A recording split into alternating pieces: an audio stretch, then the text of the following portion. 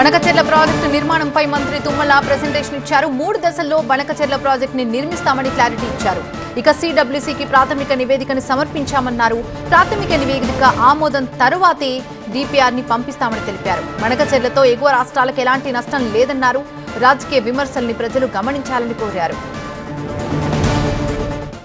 గత 50 సంవత్సరాల చరిత్ర తీసుకుంటే గోదావరి నది నుంచి వృధాగా 3000 టీఎంసీల నీరు వృధాగా సముద్రంలో కలిసిపోతుంది.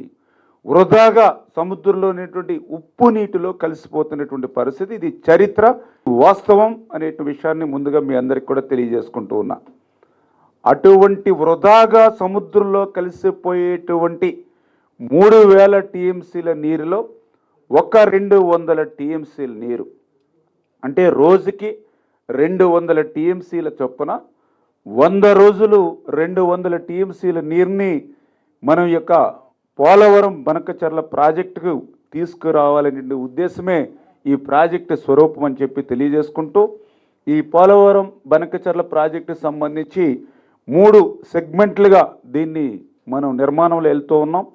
అందులో సెగ్మెంట్ 1 చూసినట్లయితే పోలవరం నుంచి బనకచెర్ల, మరి పోలవరం నుంచి ప్రకాశం బ్యారేజ్ వరకు కూడా మరి సెగ్మెంట్ 1 కింద.